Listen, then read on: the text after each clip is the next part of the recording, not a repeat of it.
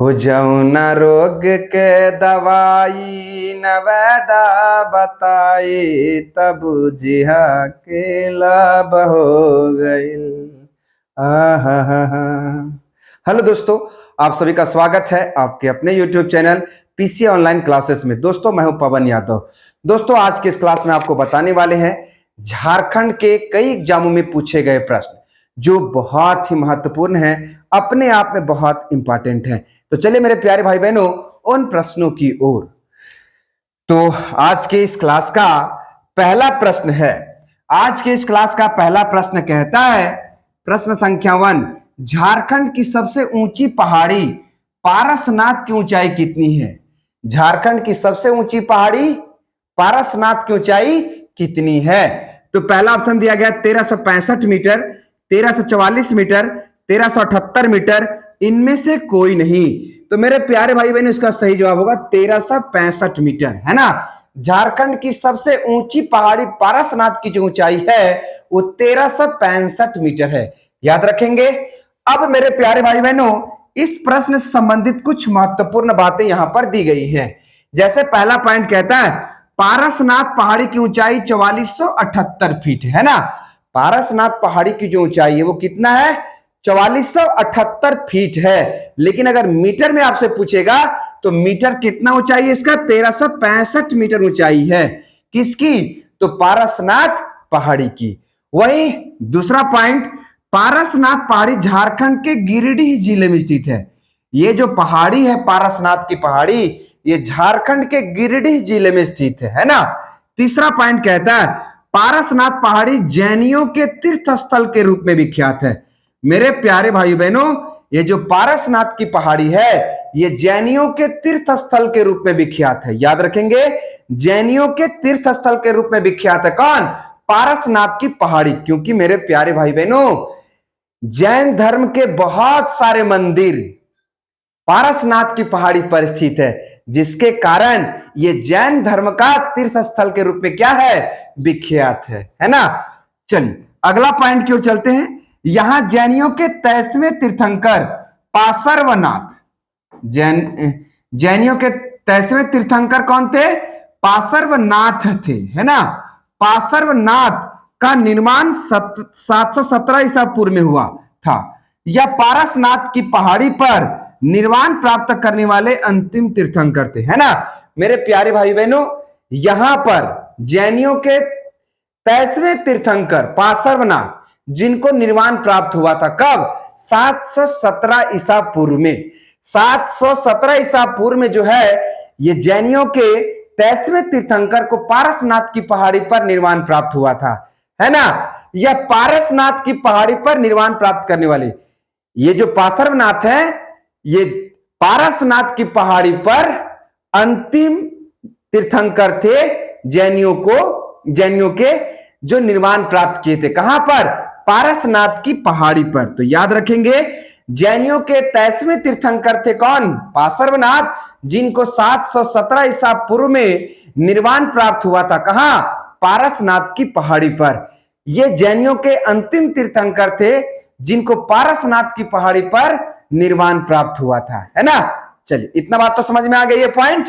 वहीं अगला पॉइंट कहता है जैन धर्म के 24 तीर्थंकरों में से 20 तीर्थंकरों ने इस पहाड़ी पर निर्वाण प्राप्त किया था।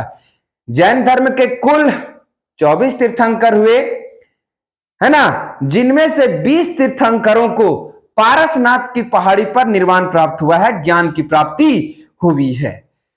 अगला पॉइंट कहता है यह पहाड़ जैन धर्म के प्रमुख तीर्थ स्थलों में से एक है ना। जैन धर्मावलंबियों का यह प्रमुख स्थल है पारसनाथ की पहाड़ी। मेरे प्यारे भाई बहनों जैन धर्म के मक्का के नाम से भी जाना जाता है कौन? पारसनाथ की पहाड़ी। याद रखेंगे जैन धर्म के 23वें तीर्थंकर थे कौन? पार्श्वनाथ। इन्हीं के नाम पर पारसनाथ का नाम पड़ा है ना। जैन धर्म के 23वें तीर्थंकर कौन है? पार्श्वनाथ। इन्हीं के नाम पर इस पहाड़ी का नाम पारसनाथ पड़ा है। इस बात को भी ध्यान रखना है, बहुत ही भी आई है। चलिए मेरे प्यारे भाई बहनों सारे प्रश्नों को निचोड़ते हुए हम लोग चलेंगे, है ना। सारे प्रश्नों को निचोड़ते हुए चलेंगे। अगला प्रश्न कहता है निम्न में से है ना, निम्न में से झारखंड का सर्वाधिक साक्षरता वाला जिला कौन है? निम्न में से सबसे पढ़े लिखे लोग झारखंड के किस जिले में रहते हैं? पहला ऑप्शन कहता है रांची में, दूसरा ऑप्शन पूर्वी सिंहभूम, तीसरा रामगढ़, चौथा बोकारो। तो मेरे प्यारे भाई बहनों, झारखंड का सबसे साक्षर जिला जो है वो कौन है? रांची है। कौन? रांची, जहां पर लगभग 76.9% जो लोग हैं वो साक्षर हैं, पढ़े लिखे लोग हैं। अब मेरे प्यारे भाई बहनों, इस प्रश्न से संबंधित कुछ बातों को देखते हैं हम लोग। तो कहता है झारखंड में सर्वाधिक साक्षरता वाले जिलों को याद करने का ट्रिक। मेरे प्यारे भाई बहनों, झारखंड में सर्वाधिक साक्षर जिले कौन कौन है उसे याद करने का ये ट्रिक है ना। ट्रिक क्या भैया? ट्रिक है राधापुरा बोकारो धूम, है ना, राधापुरा बोकारो धूम। तो र से क्या जाएगा? रांची। झारखंड का सर्वाधिक शिक्षित जिला कौन है? रांची है ना। उसके बाद रांची, उसके बाद हो जाएगा मेरे प्यारे भाई बहनों, ध से हो जाएगा धनबाद, है ना, ध से क्या जाएगा? धनबाद। उसके बाद आपका हो जाएगा पू से हो जाएगा पूर्वी सिंहभूम, ये भी झारखंड का साक्षर जिला है। र से क्या जाएगा भैया? रामगढ़, रामगढ़ भी झारखंड का साक्षर जिला है। और बोकारो से हो जाएगा बोकारो। तो झारखंड के सर्वाधिक साक्षरता वाले जिलों को याद करने का ट्रिक है राधापुरा बोकारो धूम। इस ट्रिक के माध्यम से आप याद कर सकते हैं कि झारखंड के किन किन जिलों में साक्षर लोगों की संख्या ज्यादा है। चलिए आगे बढ़ते हैं। आपको मेरे प्यारे भाई बहनों चिंता नहीं करना है, ठीक है। झारखंड के पेपर से अब डरने की आवश्यकता नहीं है। अगला प्रश्न कहता है निम्न में से कबीर के दोहे में झारखंड को किस नाम से जाना जाता है? प्रश्न कहता है निम्न में से कबीर के दोहे में झारखंड को किस नाम से जाना जाता है भैया? तो पहला ऑप्शन है झारखंड के नाम से जाना जाता है, किकट प्रदेश के नाम से जाना जाता है, वात्य प्रदेश के नाम से जाना जाता है, खोखरा के नाम से जाना जाता है। तो कबीर के दोहे में झारखंड को झारखंड के नाम से ही जाना जाता है ना। कबीर के दोहे में झारखंड को जो है वो झारखंड के नाम से ही जाना जाता है। वहीं अगर बात करेंगे हम लोग किकट प्रदेश, तो झारखंड को किकट प्रदेश कहा गया किसमें? ऋग्वेद में कहा गया है ना। ऋग्वेद में जो सबसे प्राचीनतम ग्रंथ है ऋग्वेद, उसमें झारखंड का जो नाम है वो किकट प्रदेश के नाम से चर्चित है। वही व्रात्य प्रदेश किसको कहा गया है? तो व्रात्य प्रदेश, झारखंड को व्रात्य प्रदेश के नाम से भी जाना जाता है। ये किस ग्रंथ में चर्चा है इसका? तो अथर्ववेद में है। किसमें? अथर्ववेद में। तो झारखंड को अथर्ववेद में व्रात्य प्रदेश के नाम से जाना जाता है। वहीं झारखंड को ऋग्वेद में किकट प्रदेश के नाम से जाना जाता है। वहीं झारखंड को कबीर के दोहे में झारखंड के नाम से जाना जाता है। अब मेरे प्यारे भाई बहनों, इस प्रश्न से संबंधित कुछ महत्वपूर्ण बातों को देखेंगे हम लोग। जिन पुस्तकों में झारखंड को झारखंड नाम मिलता है उसे याद करने का ट्रिक। मेरे प्यारे भाई बहनों, जिन जिन पुस्तकों में झारखंड को झारखंड के नाम से जाना जाता है उसे याद करने का ट्रिक है, और बहुत ही शानदार ट्रिक है। ट्रिक है मेरे प्यारे भाई बहनों, 13 तारीख को सियाजान अब, है ना, सियाजान अब कबीर के दोहे। 13 तारीख को सियाजान कबीर के दोहे। इस ट्रिक के माध्यम से याद कर सकते हैं कि झारखंड को झारखंड नाम से किन किन पुस्तकों में जाना जाता है। तो मेरे प्यारे भाई बहनों, 13 से हो जाएगा 13वीं सदी के ताम्रपत्र में झारखंड को झारखंड के नाम से जाना जाता है। फिर 1 तारीख से हो जाएगा तारीख ए फिरोज शाही नामक ग्रंथ में भी झारखंड को झारखंड नाम से जाना जाता है। वहीं एक और तारीख से क्या जाएगा? तारीख ए बंगला, इस पुस्तक में भी झारखंड को झारखंड नाम से जाना जाता है। सिया से हो जाएगा मेरे प्यारे भाई बहनों सिया उल मुख्तरीन सिया उल मुख्तरीन जो पुस्तक है, इस पुस्तक में भी झारखंड का नाम झारखंड मिलता है। उसके बाद जान से हो जाएगा मेरे प्यारे भाई बहनों, कबीर से हो जाएगा कबीर, कबीर के दोहे, कबीर के दोहे में भी झारखंड का नाम झारखंड मिलता है ना। उसके बाद मेरे प्यारे भाई बहनों, अ से हो जाएगा अकबरनामा, अकबरनामा में भी झारखंड का नाम झारखंड मिलता है। फिर वहीं पर एक छूट गया, यहां पर ये न है ना, और इस न से हो जाएगा नरसिंहदेव द्वितीय के ताम्रपत्र में भी झारखंड का नाम झारखंड मिलता है। तो मेरे प्यारे भाई बहनों, ये ट्रिक था झारखंड का नाम झारखंड किन किन ग्रंथों, किन किन पुस्तकों में मिलता है, उसे याद करने का ट्रिक है। मेरे प्यारे भाई बहनों, याद रखेंगे 13 तारीख को सिया जान अब कबीर के दोहे, 13 तारीख को सिया जान अब कबीर के दोहे, इस ट्रिक के माध्यम से आप याद कर सकते हैं कि झारखंड का नाम झारखंड किन किन पुस्तकों में मिलता है। तो मेरे प्यारे भाई बहनों, ये बहुत ही शानदार ट्रिक आपको बताए। चलिए आगे चलते हैं, अगले प्रश्न की ओर बढ़ते हैं। अगला प्रश्न कहता है, प्रश्न संख्या 4, झारखंड का सर्वप्रथम साहित्यिक उल्लेख मिलता है। मेरे प्यारे भाई बहनों, ये प्रश्न जेपीएससी में पूछा गया है, झारखंड का सर्वप्रथम साहित्यिक उल्लेख कहां मिलता है। तो पहला ऑप्शन है ऐत्रेय ब्राह्मण में मिलता है, 13वीं सदी के ताम्रपत्र में मिलता है, दोनों में मिलता है, इनमें से कोई नहीं। तो झारखंड का सर्वप्रथम साहित्यिक उल्लेख जो मिलता है वो ऐत्रेय ब्राह्मण में मिलता है ना, ऐत्रेय ब्राह्मण में मिलता है, ऐत्रेय ब्राह्मण में मिलता है, याद रखेंगे।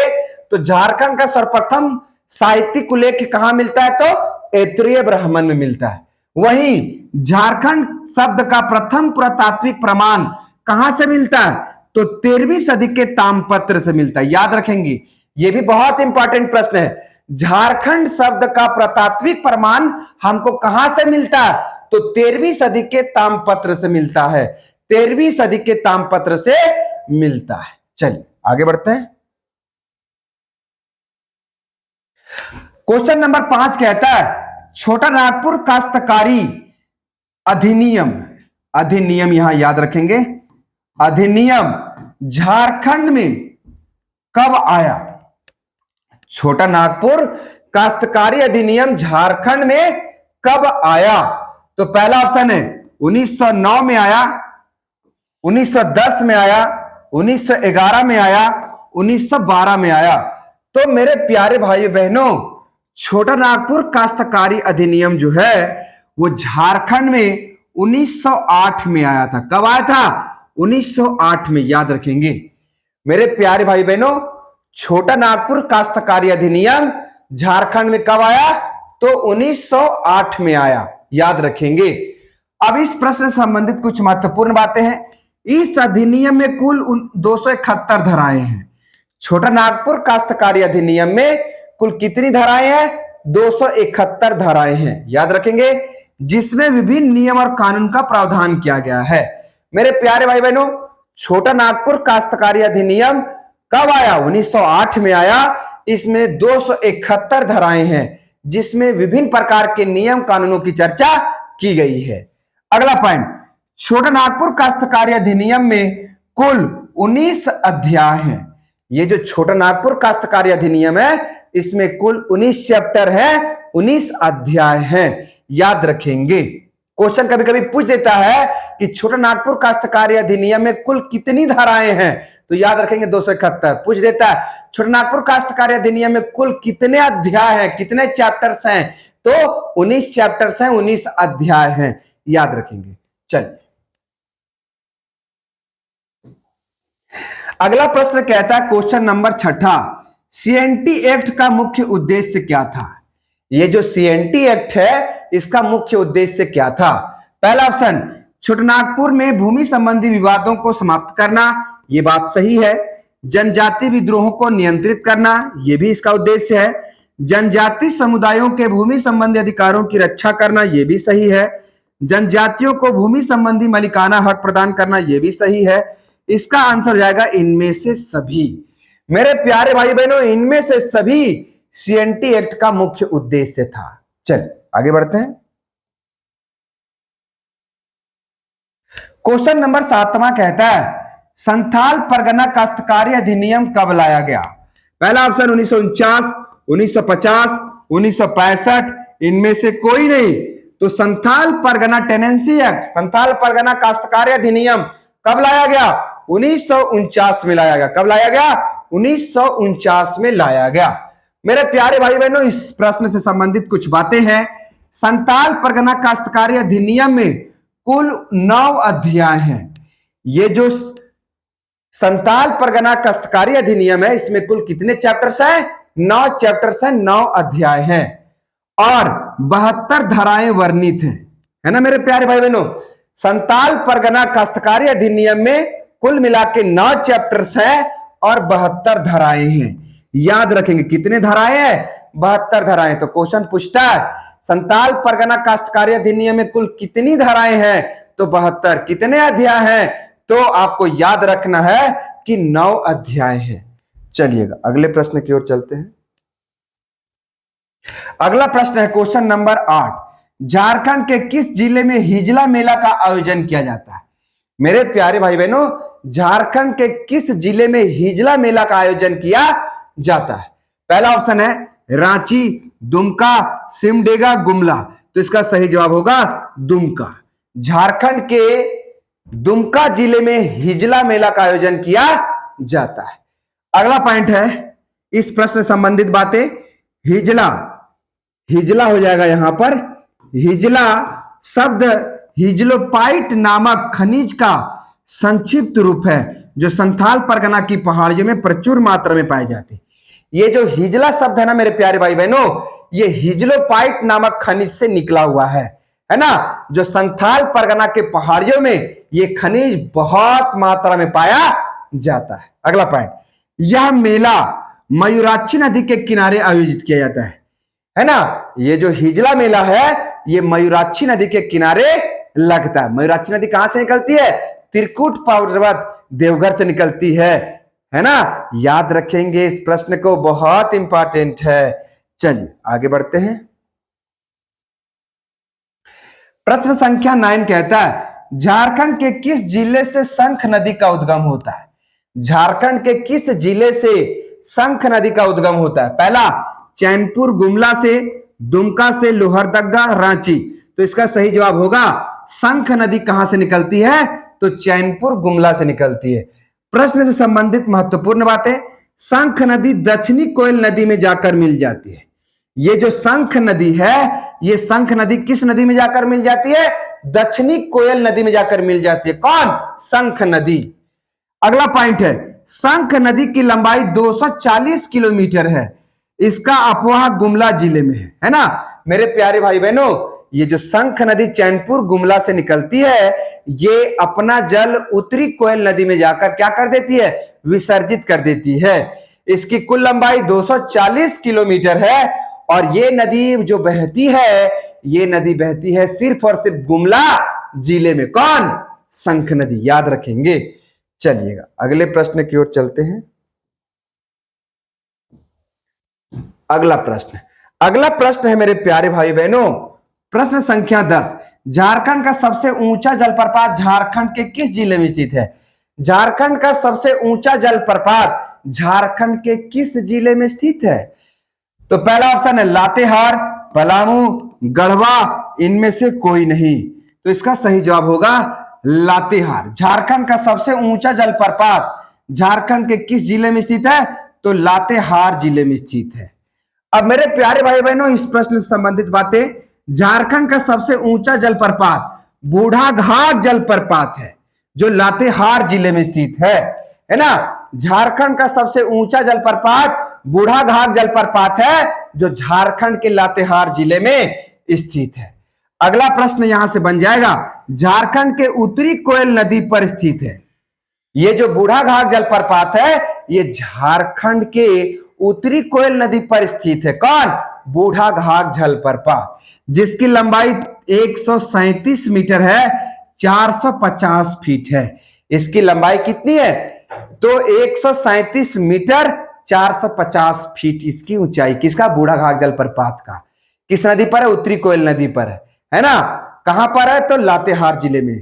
कितनी ऊंचाई है इसकी? लंबाई देखिए ना, सॉरी यहां ऊंचाई हो जाएगा भैया, सॉरी ऊंचाई 137 मीटर है ना, 450 फीट है। तो इस तरह से मेरे प्यारे भाई बहनों, आज का जो क्लास था बहुत ही शानदार, जानदार, जबरदस्त था।